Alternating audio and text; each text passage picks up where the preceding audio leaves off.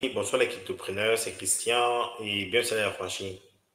Comme vous pouvez le constater, les marchés continuent de souffrir parce que les gens anticipent que la Fed ne réduira pas les taux directeurs demain.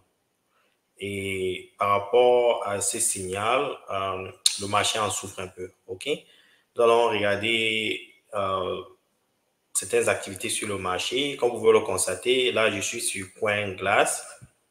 Le nombre de bitcoins détenus par Grayscale n'a pas changé depuis presque 2 semaines. Ça veut dire en quelque sorte que la pression à la baisse des prix du bitcoin n'est pas forcée par les ventes de Grayscale. Ok, il y a d'autres motifs qui poussent ces prix-là à baisser. Et si vous regardez aussi, on va jeter un coup d'œil au niveau des liquidations. Un instant.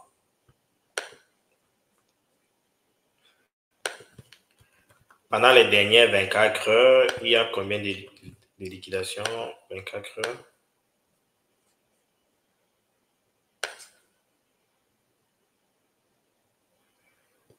Il y a eu 265 millions de liquidations, dont certaines personnes ont été liquidées. Les longs ont été plus liquidés que les shorts. Les gens qui anticipaient que le marché devait aller vers la hausse ont été liquidés que ceux qui anticipaient que le marché devait aller vers la baisse. OK? Alors, jeter un coup d'œil rapide sur CoinGecko pour voir les prix actuels de certains actifs.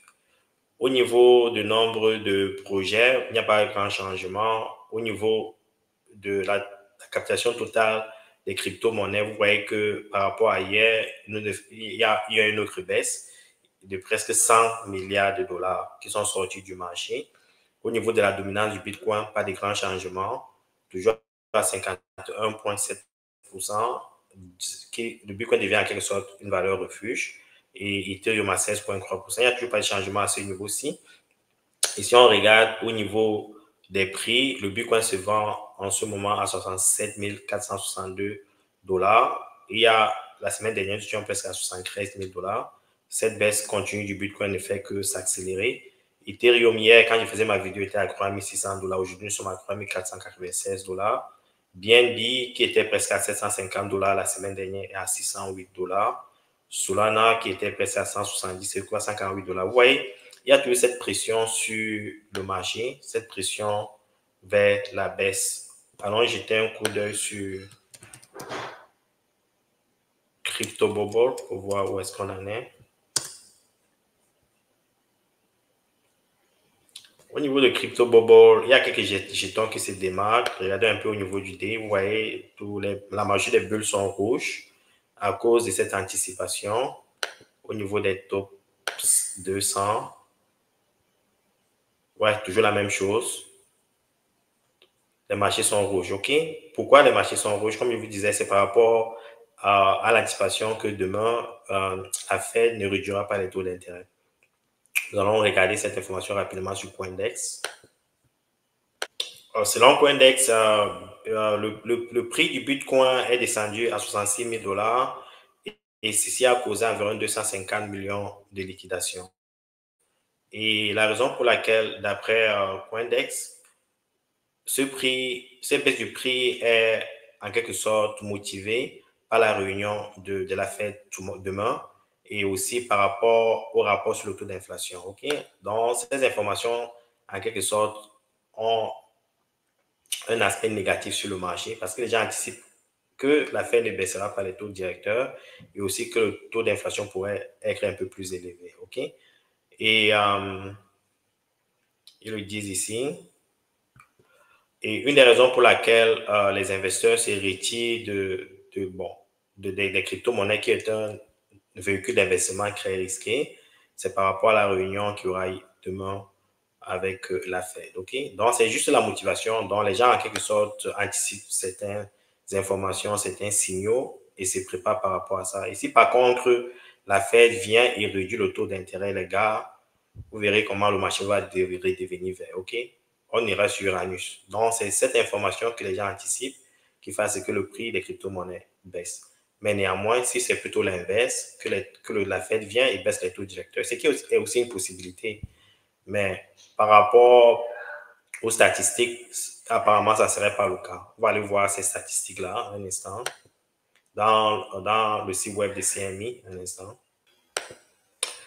Bon, d'après le CME Fed Watch Tool, en quelque sorte, ce sont les traders des taux d'intérêt le plus souvent qui font une analyse et donnent leurs opinions en termes de probabilité si la Fed devrait ou pas réduire le taux d'intérêt.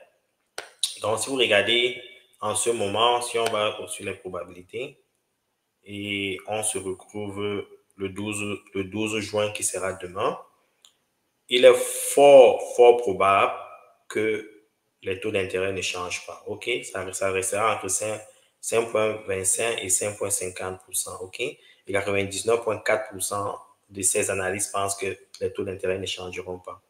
Et il n'y a que 0,6% qui pensent que les taux d'intérêt changeraient.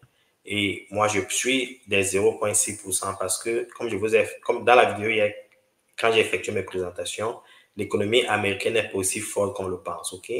Et aussi, ça dépendra aussi du taux d'inflation. Je pense que le prix du gaz, du pétrole, du carburant, le mois dernier, avait beaucoup baissé. Je pense que le taux d'inflation aux États-Unis baissera aussi. Donc, je m'attends à une baisse sur le taux d'inflation. Et il est fort probable, à mon avis, qu'il y ait un changement de taux demain. Et s'il y a un changement de taux demain, les gars, vous verrez comment la parabole va se manifester. OK? Donc, c'était un peu cette probabilité, c'est que je voulais partager avec vous. Et aussi, pour conclure la vidéo, allons un peu regarder le Fear and Greed Index, market cap. On va un peu voir le sentiment des investisseurs comme vous et moi, si les gens ont peur ou si les gens sont motivés. Bon, vous voyez, au niveau du Fear and Greed Index, c'est un peu neutre, il y a un peu de greed, donc il y a encore des gens qui ont un peu confiance sur le marché. Pendant le beau run, les gars, on se retrouve à 90-95%. Donc, il y a encore beaucoup de chemin à faire.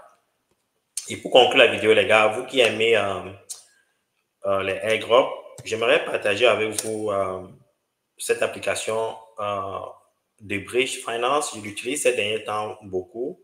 The Bridge Finance vous permet à naviguer d'un protocole à un autre, OK? Si, par exemple, vous pouvez naviguer de Base, de Ethereum, de Phantom, et vous faites des transactions. Et je pense que je vais faire une démonstration peut-être dans une autre vidéo. Et ce projet n'a pas encore de token. Et je peux vous dire, par rapport à Uniswap, OneInch, tous ces échanges, voici le meilleur que je n'ai jamais utilisé, les gars. Parce que vous n'avez pas besoin de bridge manuellement. Ceci bridge automatiquement pour vous. Et vous pouvez faire vos transactions. Vous pouvez quitter des bases à Ethereum sans problème. Ethereum à Phantom sans problème et autres. OK? Donc, si vous voulez, par exemple, profiter de leur airdrop, il faudra tester cette plateforme-ci pour pouvoir bénéficier de airdrop. OK? Donc, ce que je voulais partager avec vous. Moi, personnellement, ça fait quelques temps que j'utilise cette plateforme plus parce que c'est facile, c'est friendly et aussi, si possible, à vous profiter des airdrops. C'est ce que j'avais à partager avec vous aujourd'hui. Si vous avez des questions, vous savez comment me joindre. Entre-temps, les amis, je vous souhaite une très belle journée. Ciao.